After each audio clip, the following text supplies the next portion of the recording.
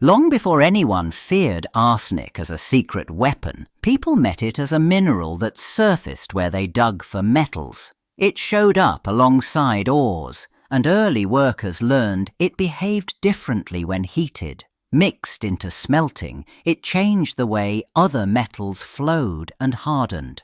It looked useful, it looked controllable, but it already carried a warning. The same processes that helped shape tools also released fumes and residues that made people sick. Arsenic also slipped into daily life through colour. Certain arsenic minerals produced striking pigments, and those pigments travelled into crafts and decoration. The results sounded simple: brighter colour, stronger effect. The outcome was not. Grinding minerals into powder meant dust. Heating them meant smoke. Skin contact meant irritation that did not behave like ordinary dirt. People did not name the chemistry, but they noticed patterns: headaches, weakness, sudden illness, linked to work that involved the wrong powders for too long. And then there was medicine, the oldest gamble of all. Ancient healers used minerals because minerals sometimes did something powerful, fast. In tiny amounts, arsenic compounds seemed to dry sores, push out parasites, or shock a fever. That promise kept it in use. Yet the line between dose and disaster stayed thin, and the body offered little warning before collapse. Arsenic existed as a tool with a price, dangerous, half understood, and not yet imagined as a murderer's choice. Late antiquity brought a change that mattered. People no longer met arsenic only by accident in ores and pigments. Alchemists began sorting materials by what they did in a fire, what they smelled like, and how they changed other metals. Those repeated trials turned scattered hints into practical know-how. Arsenic compounds started to feel less like a mystery stone and more like something with a pattern, something that could be recognized. That recognition became control. Medieval workshops learned that heating certain minerals released sharp, irritating fumes that could be captured and condensed. Different forms appeared: yellow arsenic sulfides and a pale, powdery arsenic oxide that looked harmless but was not. The steps sounded simple: roast, collect, grind, but each step meant the substance could be moved, stored, and measured. Arsenic shifted from rarity to recipe. Once a recipe existed, arsenic stopped being tied to a particular mine or accident. It could be produced on purpose in small batches by people who knew the sequence. That widened its presence in trades that already handled metals, dyes, and medicines. It also changed the risk. A poison could be dangerous as a rumour, but it became far more dangerous as a prepared powder. Arsenic became something hands could make. By the Renaissance, arsenic stopped being just a tricky substance for specialists. It became something people could actually buy, carry, and use. Refining methods produced a white arsenic that looked plain and harmless, and that simplicity mattered. It blended into everyday powders. It slipped into food and drink without a strong smell or taste. And in places where power and money changed hands fast, a rumour followed it: inheritance powder. The danger was not only that it killed, the danger was how it killed. Arsenic poisoning often mimicked common illness: vomiting, cramps, weakness, then collapse. In a time without real medical proof, those signs could be dismissed as bad food, fever, or a sudden failing of the body. That uncertainty protected the poisoner. Suspicion could spread through a court or a city, but suspicion was not evidence. Death stayed explainable. So arsenic turned into a quiet tool for private decisions. A rival disappeared. A spouse died at a convenient moment. An inheritance arrived earlier than expected. The refined powder made the act easier, but the lack of proof made it safer. People still feared open violence because blades left witnesses and wounds. Arsenic left a story instead, a sickness that sounded believable, and that was why it spread through whispers, not proclamations. In the 1700s, arsenic stopped being a secret of specialists and started looking like a normal purchase. Pharmacies sold it openly, often as a practical ingredient rather than a threat. It went into pest killers for rats and insects. It appeared in simple remedies and household supplies. The change sounded harmless, easier access for ordinary needs, but it also meant poison no longer required connections, knowledge, or risk. That everyday availability created a dangerous confusion. When arsenic sat near food, flour, or medicine, mistakes became plausible. A bad label, a reused container, a careless scoop, and a family could fall violently ill. At the same time, the very same scenario offered cover for intent. If someone died, the story of an accident could fit neatly. The symptoms often resembled common stomach diseases of the era. So arsenic entered a new phase, not just a tool for rare, calculated killings, but a constant possibility inside daily life. A sudden sickness could have meant contamination, mishandling, or a planned dose slipped into a meal. Doctors faced uncertainty because the body gave few clear signals. Authorities faced doubt because proof stayed out of reach. With arsenic everywhere, suspicion spread, yet certainty stayed elusive. Suspicious deaths no longer stayed as private grief. They stacked up, and patterns started to look less like bad luck. Doctors kept writing familiar causes, but families and officials increasingly doubted what they read. The problem stayed simple and brutal. Arsenic sickness often looked like ordinary disease, and burial ended the chance to learn more. So investigators began doing something new. They treated the body as evidence. That shift forced medicine to change. Early toxicology formed out of necessity, not theory. Chemists and physicians compared symptoms, tracked timing, and asked what the person ate, drank, or took as treatment. They collected vomit, scraped residues from cookware, and examined powders kept in cupboards.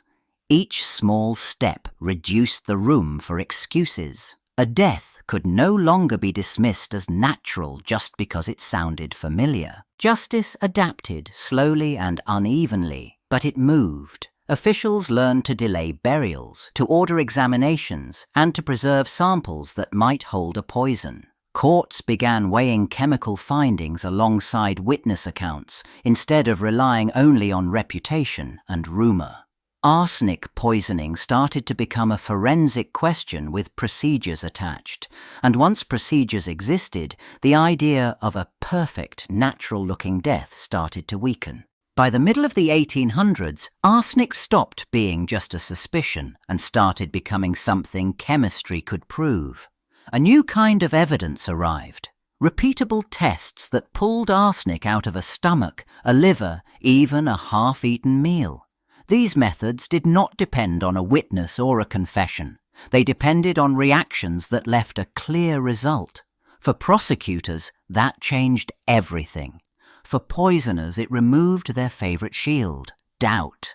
The breakthrough came when chemists learned to detect tiny amounts, even after burial and decay, and to show that the substance really was arsenic and not a lookalike. The tests produced simple, convincing outcomes that could be demonstrated step by step. That mattered in court. Juries did not need to understand advanced science. They needed to see that the same process, repeated, kept reaching the same conclusion. Arsenic started leaving a trail that people trusted. Once those tests held up under cross-examination, trials began to turn. Investigators no longer had to argue from symptoms alone or from a family's suspicions. They could link a death to a chemical finding, and sometimes link that finding to a particular food or drink. The old strategy of hiding behind common illnesses worked less and less. Arsenic lost its reputation as the perfect murder tool, not because people stopped using it, but because proof finally caught up. By the late 1800s, arsenic still sat in the public mind as a killer, but it no longer behaved like the perfect weapon. Tests and prosecutions made quiet poisoning risky. Then a different kind of danger came into focus. Arsenic had spread far beyond medicine cabinets and kitchens. Factories used it to fix colours and finish goods, and it followed those goods straight into ordinary homes. People learned that some of the brightest dyes relied on arsenic compounds, and those pigments ended up in wallpapers, fabrics, and artificial flowers.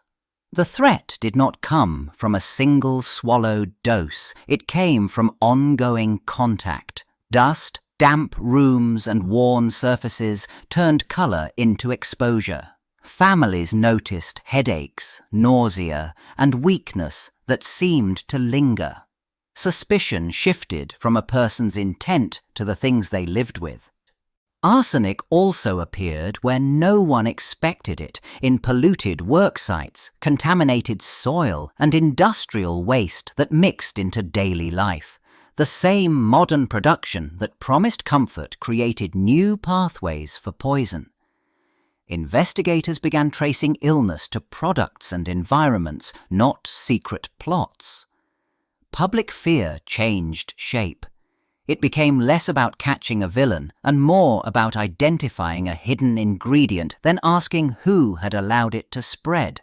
In the early 1900s, arsenic stopped being only a threat that hid in homes and factories. It entered medicine with confidence. Doctors used arsenic compounds to treat stubborn diseases that had few other options. The logic sounded simple. A powerful poison, carefully measured, could also be a powerful cure. But the margin for error stayed thin. The same chemistry that helped patients also damaged them when doses slipped or treatments dragged on. Then arsenic spread in a different direction, into fields. Farmers fought insects that ruined harvests, and arsenic-based pesticides offered results they could see. Sprays and powders moved onto crops, into barns, and across rural water and soil. This changed the scale of exposure. It no longer depended on a single product in a kitchen or a single factory job.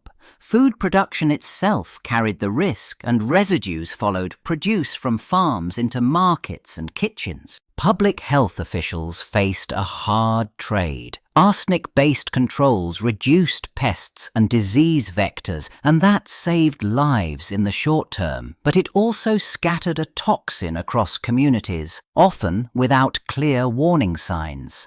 People absorbed it slowly. Farm workers through skin and lungs, families through food, and children through dust and soil. Arsenic became both tool and threat at once, and the damage often appeared later after the benefits were already counted. By the late 20th century, the biggest arsenic story no longer came from a crime scene. It came from a glass of water. Researchers began linking small, steady doses to slow damage that took years to show. The danger hid behind normal life. Wells, cooking, crops. People did not collapse. They carried on, while arsenic quietly built up its toll in bodies and in entire communities. Field surveys and new testing made the pattern impossible to ignore. Arsenic appeared in groundwater, not as a spill, but as a natural contaminant pulled up when wells reached deeper layers. It also lingered in soils shaped by decades of pesticides and industrial waste. This changed the question from who poisoned whom to how many people had been exposed without knowing it and for how long. Regulators responded the way they could, with numbers, limits, and rules. Drinking water standards tightened, monitoring expanded, and agencies treated arsenic as a chronic risk, not a rare event. Yet the scale created a brutal reality. Testing every well and cleaning every source demanded money, labs, and time. Arsenic stopped looking like a secret weapon. It looked like a population-level poison that slipped into systems. Today, arsenic got treated less like a mystery and more like a number that had to be measured. Water supplies got tested, wells got mapped, and labs checked tiny concentrations that earlier generations never could have seen. Governments set limits for how much arsenic was allowed in drinking water, and utilities had to prove they met them. The danger did not disappear. It just became trackable on paper and in policy. Once arsenic showed up in a test result, the next question became what to do about it. Some places switched to deeper wells or new sources. Others installed treatment systems that filtered arsenic out, then faced the hard problem of disposing the contaminated waste safely. In farming areas, soil and irrigation water got checked because arsenic could move from ground to crop. Every fix carried a cost, and not every community could pay it. That gap explained the modern contradiction. The science worked, the standards existed, and the tools for cleanup kept improving. Yet millions still drank water with arsenic year after year. Chronic exposure rarely looked dramatic at first, but it built damage slowly and quietly over time. The threat no longer depended on a single act or a single bottle. It depended on geography, infrastructure, and whether protection reached the people who needed it most.